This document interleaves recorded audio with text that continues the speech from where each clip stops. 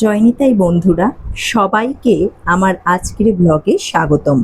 আজকের দিনটা শুরু করেছি খুব সাধারণ কিন্তু শান্তিপূর্ণ কিছু কাজ দিয়ে। সকালে ঘুম থেকে উঠে প্রথমে বাড়ির কাজগুলো গুছিয়ে নিয়েছি। এরপর রান্নাঘরে গিয়ে নিরামিষ সয়াবিনের একটি সুস্বাদু তরকারি রান্না করেছি।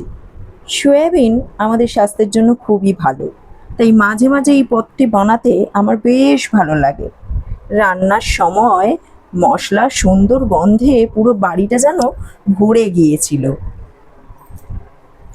আমি প্রথমে কড়াইতে তেল, অল্প একটু চিনি, গোটা গরম মশলা দিয়ে দিয়েছিলাম। তারপরে দুটো কাঁচা লঙ্কা চিড়ে দিয়ে দিয়েছিলাম। এরপরেই আমি একটু গোটা জিরে অ্যাড করেছি। তারপর ভালো করে ওটাকে একটু ভেজে নিয়েছি। ভাজার পরেই আমি ওই তেলের মধ্যে আলুগুলো দিয়ে দিলাম। এরপরে আলুগুলো ভাজলাম।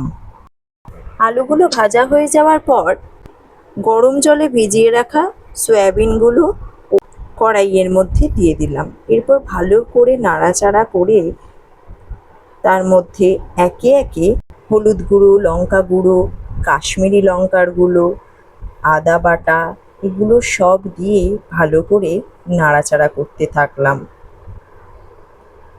এরপর ওর মধ্যে টক দই একটু ভালো করে ফেটিয়ে দিয়ে দিলাম। ভালো করে নাড়াচাড়া করার পর এরপর লবণটুকু আমি দিয়ে দিলাম। এরপর গরম জল করে কড়াইয়ের মধ্যে দিয়ে দিলাম আলুগুলো সেদ্ধ হওয়ার জন্য।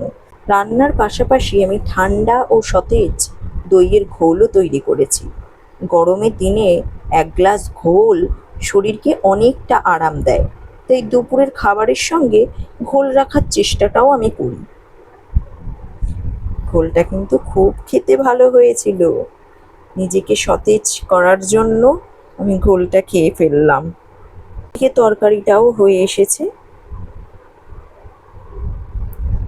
তার মধ্যে ঘি আর গরম মশলা ছড়িয়ে আমি কড়াই থেকে তরকারিটা নামিয়ে নিলাম। রান্নার সময় মশলার সুন্দর গন্ধে পুরো বাড়িটা ভরে গিয়েছিল। রান্না শেষ করার পর বাসনপত্রগুলো পরিষ্কার করে মেজে নিয়েছি। কাজ যতই ছোট হোক না কেন, ঘর পরিষ্কার পরিচ্ছন্ন রাখলে মনও অনেক ভালো থাকে, তাই না? সব কাজ যখন শেষ করলাম তখন একটু স্বস্তি অনুভব করলাম। এরপর স্নান সেরে ভগবানের পুজো করেছি। আজকের দিনটা খুব বেশি ব্যস্ত না হলেও ছোট ছোট কাজের মধ্যেই অনেক তৃপ্তি ছিল। নিজের হাতে রান্না করা, ঘরের কাজ করা, পরিষ্কার পরিচ্ছন্ন পুজো করা, সব মিলিয়ে দিনটা সুন্দরভাবে কেটেছে। জীবনের ছোট ছোট কাজগুলোই আমাদের দিনকে অর্থপূর্ণ করে তোলে। আজকের মতো এই পর্যন্ত। কেমন লাগলো জানিও।